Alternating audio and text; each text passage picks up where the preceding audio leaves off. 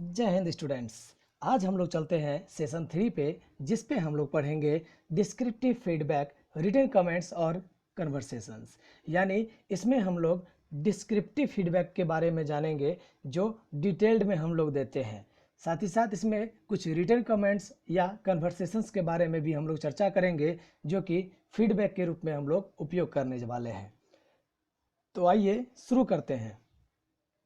Feedback communication का एक important aspect है, ये आपको बता दिया गया है। और एक्सपर्ट का ये कहना है कि फीडबैक हमेशा मल्टी डायमेंशनल यानी विभिन्न बहु उद्देश्य होना चाहिए, यानी तरह तरह के क्षेत्रों को कवर करते हुए होना चाहिए। Non evaluative, supportive, consistent, conservative, objective, timely and specific.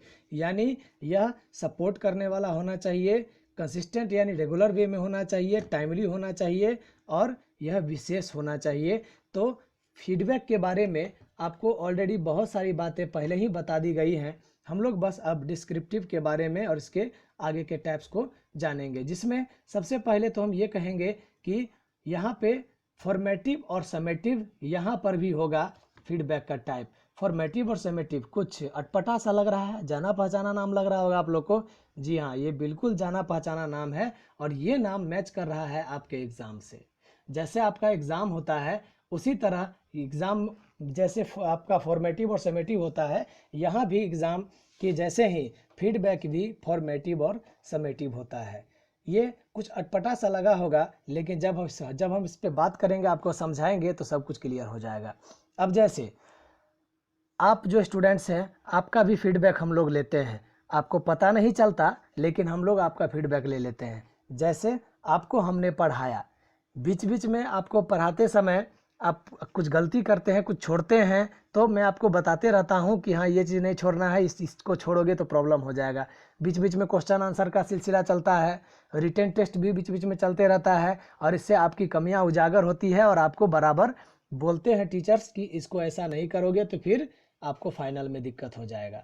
ठीक है, तो ये आपका फीडबैक हम लोग को बीच बीच में मिलते रहता है। ये हो गया फॉर्मेटिव फीडबैक। और जो फीडबैक लास्ट में मिलता है, यानी जब आप लोग सेशन क्रॉस कर रहे होते हैं और तब जो आपका फीडबैक रहता है, वो कहलाता है समेटिव फीडबैक। ठीक है, तो इसको हम लोग थोड़ा थोड़ा करके आप जानते हैं, थोड़ा थोड़ा नहीं, डिटेल्स में ही जानते हैं, थोड़ा तो अभी मैंने बताया आपको। तो देखिए, दे से डैट फीडबैक में be formative which is given throughout the learning process. यानी फॉर्मेटिव कैसा होना चाहिए, फीडबैक फॉर्मेटिव भी होना चाहिए, जिसमें पूरे लर्निंग प्रोसेस के दरमियान फीडबैक मिलता रहे। This type of feedback is mean to determine how students are processing through a certain learning goal and use to correct a person of his mistakes. यानी ये पूरा समय आपके लिए कैसा होता है, आप अपने लर्निंग गोल को अचीव करते रहते हैं और जो भी मिस्टेक्स आता है उसको दूर करने की कोशिश करते रहते हैं। और ये लंबे समय से रेगुलर चलने वाला फीडबैक सिस्टम होता है फॉर्मेटिव। वहीं on the other hand summative feedback is given at the end of the year और unit and it use to evaluate students learning at the end of an instructional unit by comparing it against some predetermined criteria। यानी पहले से कुछ criteria set कर दिया जाता है और उसके बाद आपको जांचा जाता है। अगर आप उसमें खड़े उतरते हैं तो उसका फीडबैक ये मिलता है कि नहीं, स्टूडेंट अच्छा कर रहा है। अगर आप खड़े नहीं उतरे तो फीडबैक ये मिलता है कि स्टूडेंट अच्छा नहीं कर रहा है। जैसे आप लोग को जब क्लास में पढ़ाते हैं टीचर, तो हर एक सेशन के बाद आपको कुछ ना कुछ क्वेश्चन दिया जाता है। ठीक है, आप लोग उसको बना के देते हैं, उसमें जो कम बेस होता है उसको टीचर मेंटेन करवाने का कोशिश करते हैं आपसे। और जब यूनिट खत्म हो जाता है, से पूरा का पूरा लेसन खत्म हो जाता है, तो लास्ट में बहुत ज़्यादा ही क्वेश्चन आंसर रहता है और उसके बाद उसमें जो स्टूडेंट जैसा करते हैं फीडबैक उसका वैसा ही रहता है। ठीक है, अब जैसे आप लोग फॉर्मेटिव का एग्ज़ाम देते हैं, फॉर्मेटिव में मिला जुला के सबको नंबर अच्छा ही चला आता है। ठीक है, लेकिन जब समेटिव होती है, यानी जब टर्म का एग्ज़ाम होता है, तो आप लोग का नंबर थोड़ा बहुत करता है, यानी कुछ ज़्यादा करता है पहले से। तो वहाँ पे मेन आपका टेस्ट होता है कि आप में कितनी एबिलिटी है, आप कितना अच्छा कर रहे हैं और आपने पूरे सेशन कितना अच्छा किया। फॉर्मेटिव का मार्क्स उतार चढ़ाव होते ही रहता है और जो आपका फाइनल जो निचोड़ होता है वो समेटिव के एग्जाम में होता है। यानी सेम टू सेम आप क्या कर रहे हैं, फीडबैक दे रहे हैं। फॉर्मेटिव में थोड़ा थोड़ा फीडबैक दे रहे हैं अपने बारे में कि हम कैसा प्रदर्शन कर रहे हैं, और फाइनली एक आप समेटिव के लास्ट में जो फीडबैक देते हैं वो आपका फाइनल फीडबैक रहता है। इसमें स्टूडेंट को पहचानने का अवसर प्राप्त होता है। फॉर एग्जांपल मैं आपको एक एग्जांपल देना चाहता हूं कि मेरा एक स्टूडेंट था मणिकांत प्रभाकर। मणिकांत प्रभाकर एक बहुत ही अच्छा स्टूडेंट था और वो इतना क्लास में शांत रहा करता था, इतना क्लास में शांत रहा करता था कि लोग जानते नहीं थे अधिकतर टीचर की मणिकांत प्रभाकर कौन है। यहाँ तक कि मैं खुद स्टूडेंट से इतना फ्रेंडली रहता हूँ, उसके बावजूद भी मुझे भी नहीं पता था कि मणिकांत प्रभाकर कौन है। लेकिन जब उसके रिजल्ट्स अच्छे आने लगे तो मैं खुद विवश हो गया खोजने के लिए कि मणिकांत प्रभाकर है कौन क्लास में, और मैं फिर उससे जाके मुलाकात किया। ठीक है, तो वो फीडबैक किसने दिया? उस स्टूडेंट ने दिया। बाकी के सारे स्टूडेंट भी फीडबैक दे रहे थे, लेकिन उसका फीडबैक जो था वो बेहतर था, इसीलिए मैं उससे मिलने के लिए तत्पर हुआ और मजबूर हुआ। तो यहाँ पे फीडबैक काफ़ी मायने रखता है कम्युनिकेशन में। सोच लीजिए अगर फीडबैक नहीं मिलता, उससे फीडबैक हमको अच्छा नहीं मिलता, तो आई थिंक मेरे और उसका कम्युनिकेशन नहीं होता, इस बात की गारंटी है। ठीक है, आगे देखते हैं।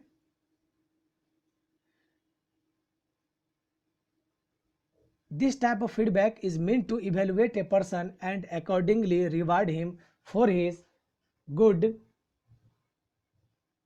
actions और punish him for his mistakes। जब फीडबैक मिलता है तो अगर फीडबैक अच्छा है तो हम लोग उसको अप्रिसिएट करते हैं, और अगर गलत फीडबैक मिलता है तो उसे फिर हम लोग पनिश भी करते हैं।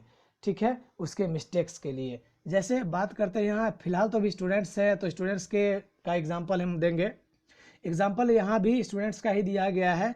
तो यहाँ पे क्या है कि अगर आपकी हैंडराइटिंग अच्छी नहीं है तो फॉर्मेटिव में आपको टीचर या फिर लेसन में जब बुक आप कॉपी चेक करवाते हैं तो वहाँ पे नीचे में टीचर कमेंट दे देते हैं, improve your handwriting to get better marks in your examination, या इम्प्रूव योर राइटिंग, इस तरीके का कमेंट वहाँ दे देते हैं। ठीक है, अगर वो बराबर कमेंट आपको मिलता रहा है लेकिन अगर उसके बावजूद भी आप में सुधार नहीं हो रही है, when you write in bad handwriting and your teacher fails you in your examination, she gives you a summative feedback।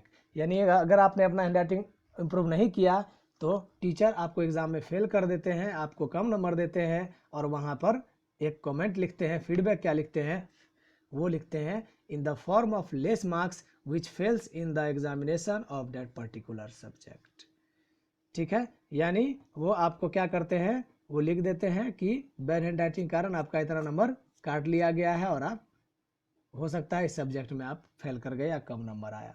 तो ऊपर में आप देखिए दो एग्जाम्पल मैंने बताया, एक जो आपको टीचर बराबर दे रहे हैं और एक फाइनली आपको मिला। तो जो बराबर टीचर आपको फीडबैक दे रहे हैं वो फॉर्मेटिव फीडबैक हुआ, और जो फाइनली उन्होंने आपको दिया आपके वर्क के लिए तो वो आपका समेटिव फीडबैक कहलाया। ठीक है, besides feedback can be descriptive और प्रिस्क्रिप्टिव। ठीक है, डिस्क्रिप्टिव या फिर प्रिस्क्रिप्टिव हो सकता है आपका जो फीडबैक है, यानी इसके अलावे समेटिव फॉर्मेटिव के अलावे।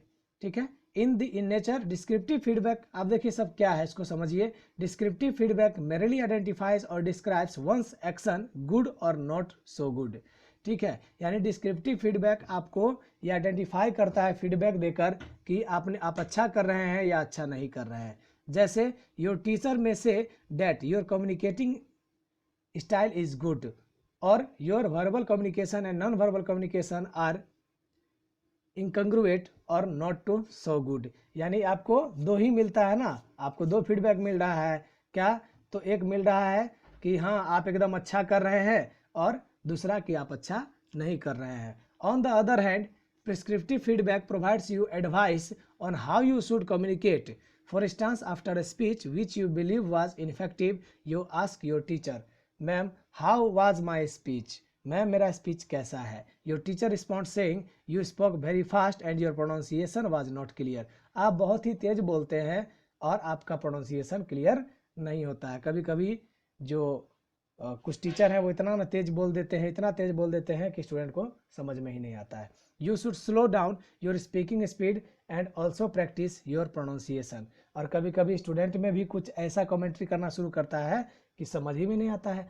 तो यहाँ पे क्या देख रहे हैं, दो चीज, इसको अच्छे से समझिए, डिस्क्रिप्टिव और प्रिस्क्रिप्टिव में अंतर। डिस्क्रिप्टिव में फीडबैक आपका यस कहते हैं गुड या बैड में होता है, यानी आपको रिजल्ट मिलता है फीडबैक में कि आप अच्छा कर रहे हैं या बुरा कर रहे हैं। ठीक है, वही प्रिस्क्रिप्टिव में आपको ऑर्डर मिलता है या फिर आपको सजेशन मिलता है कि आपका ये चीज़ अच्छा नहीं है, इसको अच्छा करने के लिए ऐसा कीजिए। ठीक है, तो ये समझ गए डिस्क्रिप्टिव और प्रिस्क्रिप्टिव में अंतर। दोनों फीडबैक में फिर से समझा रहे हैं। डिस्क्रिप्टिव फीडबैक में क्या होता है कि हम लोग को गुड या बैड यानी रिजल्ट के रूप में फीडबैक मिलता है कि हम अच्छा कर रहे हैं या नहीं कर रहे हैं। वहीं प्रिस्क्रिप्टिव में क्या होता है कि आपका जो फीडबैक है वो मिलता है सजेशन के रूप में कि आपको ऐसा करना चाहिए क्योंकि आप में ये कमी है, यानी आपको कमी को दर्शाया और साथ ही साथ आपको सजेशन भी दिया। ठीक है, तो यहाँ आज का सेशन हम लोग यहीं पे समाप्त करते हैं। अगले दिन जो हम सेशन पढ़ेंगे वो है specific and non specific feedback. Feedback के बारे में जानते चलिए क्योंकि फीडबैक का इम्पोर्टेंस है कम्युनिकेशन में, इसलिए फीडबैक के बारे में अभी हम लोग इसी तरह पढ़ेंगे। ठीक है, तो स्पेसिफिक नॉन स्पेसिफिक के बारे में हम लोग अगले दिन पढ़ेंगे। आज के लिए इतना ही। आज हमने आपको बताया डिस्क्रिप्टिव फीडबैक और प्रिस्क्रिप्टिव फीडबैक, साथ ही साथ उसमें दो टाइप, फॉर्मेटिव और समेटिव। तो इसको अच्छे से नोट कर लेंगे समझ के। फिर इसकी दोनों चीज़ें, चारों जो मैंने अभी फीडबैक बताया, फॉर्मेटिव, समेटिव और डिस्क्रिप्टिव, प्रिस्क्रिप्टिव को आप लोग नोट कर लेंगे अच्छी तरीके से। ठीक है, तो आज के लिए इतना ही। हम लोग इसको ओवर करते हैं आज का क्लास। ठीक है, तब तक बाय। आपका दिन शुभ एवं मंगलमय हो। मिलते हैं कल अगले सेशन में। बाय।